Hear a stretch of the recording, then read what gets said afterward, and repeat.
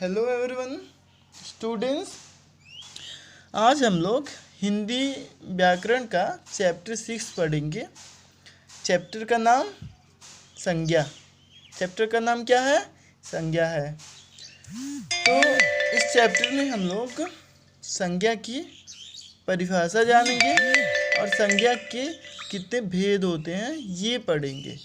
Okay, तो चलिए देखते हैं। सबसे पहले हम लोग जानते हैं कि संज्ञा की परिभाषा क्या होती है, किसको संज्ञा बोला जाता है। ओके, प्रतिदिन हम अपने चारों ओर विभिन्न वस्तुओं को देखते हैं, विभिन्न स्थानों पर आते जाते हैं, विभिन्न चीज़ों को खाते हैं। इन चीज़ों को क्या कहते हैं, इनकी पहचान कैसे करते हैं? बच्चों, इन सभी चीज़ों के कुछ न कुछ नाम होते हैं जिनसे उनकी पहचान होती है। ये सभी नाम संज्ञा कहलाते हैं। मतलब समझ आया आपको स्टूडेंट्स? हमारे आसपास बहुत सारी चीज़ें हम लोग देखते हैं और प्रत्येक को किसी न किसी नाम से बुलाते हैं। हम लोग बहुत सारी जगह पे भी जाते हैं और प्रत्येक जगह को कोई ना कोई नाम से ही हम लोग बुलाते हैं। ओके, बहुत सारी चीज़ें खाते हैं, जो खाते हैं उस चीज़ों का नाम भी कुछ ना कुछ होता ही है।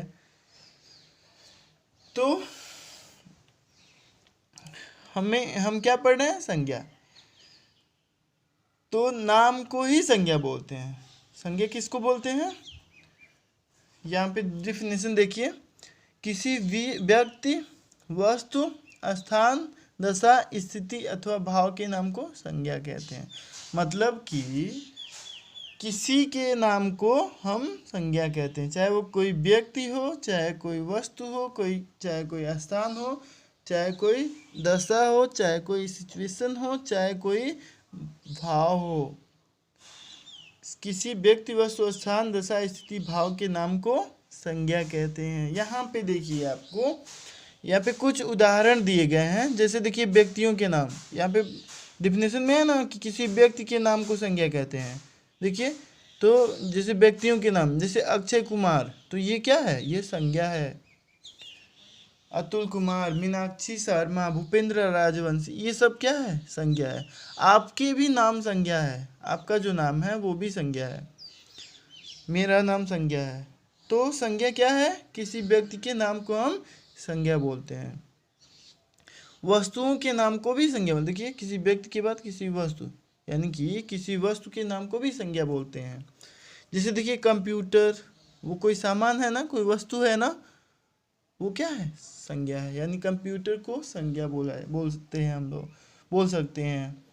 Car, scooty, television, washing machine, ये सब वस्तुओं के नाम हैं। ओके, स्थानों के नाम को भी संज्ञा बोलते हैं। जैसे अस्पताल हो गया, कारखाना हो गया, पागलखाना हो गया, विवाह हो गया, मंडप हो गया, ये सब क्या है? मंदिर हो गया, ये सब किसी न किसी जगह के नाम है। ओके, भावों के नाम देखिए, जैसे मिठास, कड़वाहट, बचपन, जवानी, हंसी, रोना, ये सारी चीज़ें जो है हमारे अंदर कोई ना कोई जैसे फीलिंग आती है, कोई ना कोई भाव उत्पन्न होता है, तो वो भाव जो है वो भी संज्ञा है। ओके, जैसे मुझे एक विचार आया, आई थॉट एन आइडिया।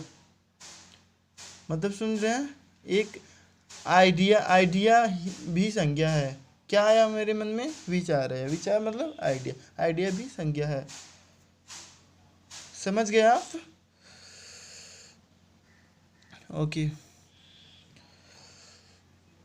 अब ये हम जानेंगे कि ये संज्ञा का यूज कहाँ होता है, संज्ञा आखिर कहाँ दिखता है वो।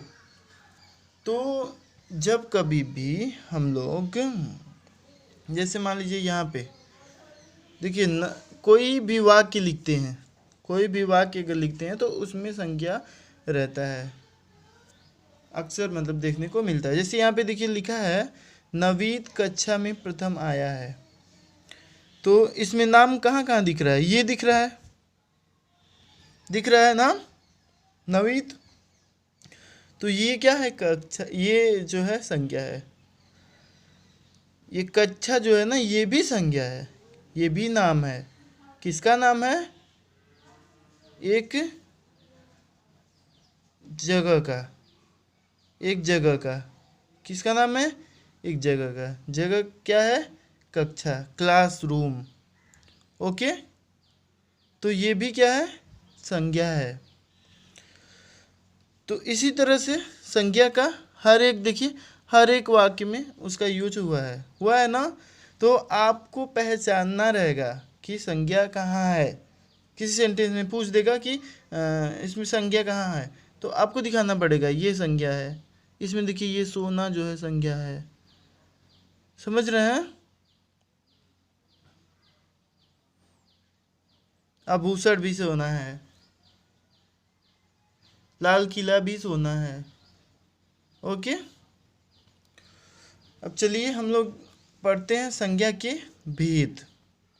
संज्ञा के भेद मतलब कि संज्ञा कितने प्रकार की होती है, संज्ञा कितने भेद होते हैं। देखिए 3 तरह का भेद दिया हुआ है इसमें। एक जातिवाचक संज्ञा, व्यक्तिवाचक संज्ञा और भाववाचक संज्ञा। ओके, संज्ञा के 3 भेद होते हैं, 3 तरह की संज्ञा होती है, जातिवाचक, व्यक्तिवाचक, भाववाचक। सबसे पहले हम लोग जातिवाचक संज्ञा देखेंगे।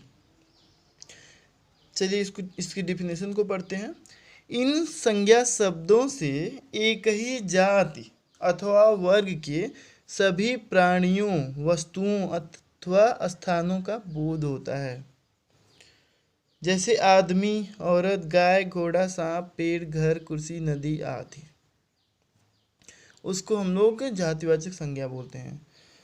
मतलब आपको समझ में आया कि जब हम, अब ये जान गए ना, नाम को ही संज्ञा बोलते हैं, लेकिन अब जातिवाचक संज्ञा किसको बोलते हैं? अगर देखिए ये क्या है? अक्षय कुमार है। क्या है ये? अक्षय कुमार। तो अक्षय कुमार नाम है, ऑब्वियसली नाम है, तो नाम को हम लोग संज्ञा बोलते हैं ना। ठीक, तो नाम अगर रहेगा तो वो व्यक्तिवाचक संज्ञा होगा। लेकिन अक्षय कुमार को और क्या बोल सकते हैं हम? ये बोल सकते हैं ना कि यह आदमी है। बोल सकते हैं आदमी? बोलिए। हाँ, आदमी। तो आदमी तो बहुत सारे होते हैं ना, एक जाति होती है आदमियों की। आदमियों की जाति होती है ना। जाति मतलब कि जैसे एक तरह के लोग मतलब कि आदमी एक तरफ ना। उसके बाद एक जाति होती है औरत की जाति, औरत एक तरफ, मतलब पूरी एक जाति होती है। ओके, तो अगर हम लोग इनको आदमी बोलेंगे तो ये क्या हो गया? जातिवाचक संज्ञा।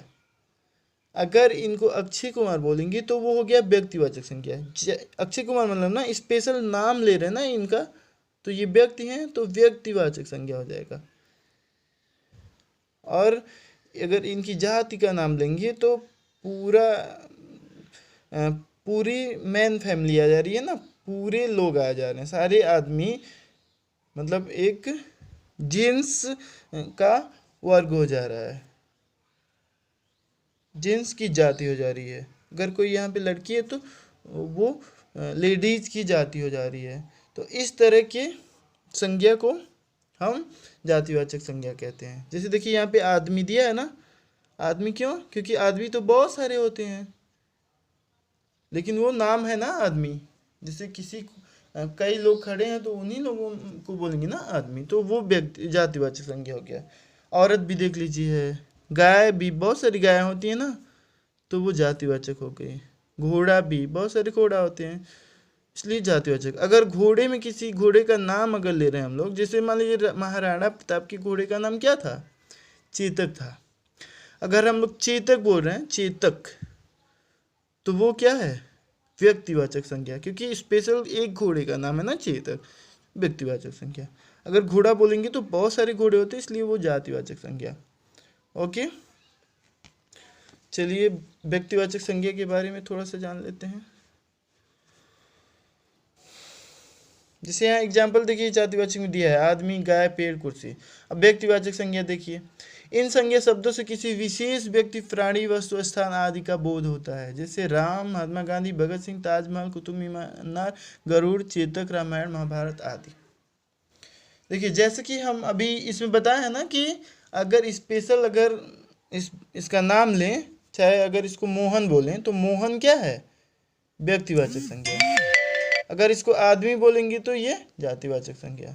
ओके, तो यहाँ देखिए महात्मा गांधी, यानी कि ये इनका नाम है ना, स्पेशल इन्हीं का नाम है ना, इसलिए ये क्या है, व्यक्तिवाचक संज्ञा। ताजमहल भी है, बहुत सारी इमारत होते हैं, उनमें से एक ये है, स्पेशल नाम है ना इसका ताजमहल, इसलिए ये व्यक्तिवाचक संज्ञा है। इसी तरह से बुक्स भी बहुत सारे होते हैं, अगर लेकिन उनका नाम अगर लेंगे तो वो व्यक्तिवाचक हो जाएंगे। अगर यहाँ पे किताब लिखा रहेगा तो वो जातिवाचक हो जाएगा। ओके, अब नेक्स्ट देखते हैं भाववाचक संज्ञा। भाववाचक संज्ञा क्या है, नाम से ही पता चल रहा है कि कोई फीलिंग्स, कोई भाव अगर है तो वो भाववाचक संज्ञा है। इन संज्ञा शब्दों से किसी प्राणी अथवा पदार्थ के गुण, दोष, अवस्था या दशा का बोध होता है। जैसे बचपन, बुढ़ापा, सुंदरता, हंसी, वीरता, यौवन, मित्रता, साहस, मोटापा, लंबाई आदि। देखिए स्टूडेंट्स, भाववाचक संज्ञा से किसी प्राणी के या किसी पदार्थ के गुण, अवस्था तथा दशा का बोध होता है। जैसे मान लीजिए अगर कोई व्यक्ति है तो अगर हम बोलेंगे ना बचपन, बच्चा से ही ना बचपन हुआ है, बचपन, तो बचपन किसको बोला जा रहा है, एक ये हमारे अंदर एक थॉट है, फीलिंग है कि मतलब बचपन में हम ऐसा करते थे।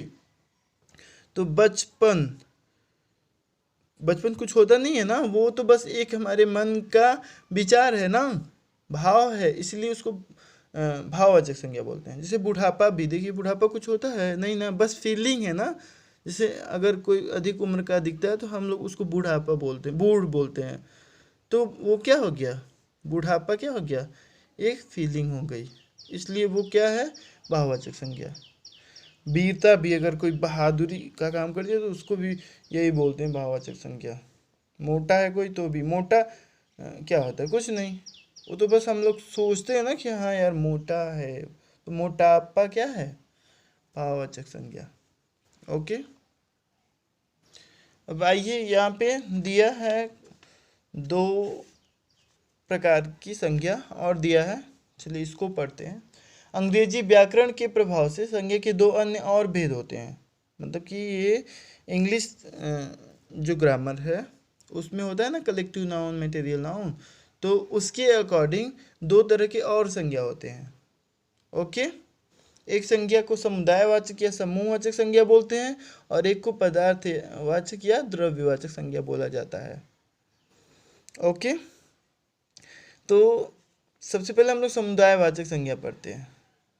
नाम से पता चल रहा है, समुदाय या समूह का मतलब होता है कि एक गुट, मतलब कई लोगों को मिलाकर के एक समूह बनता है ना, तो इस तरह की संज्ञा को समूहवाचक संज्ञा कहते हैं।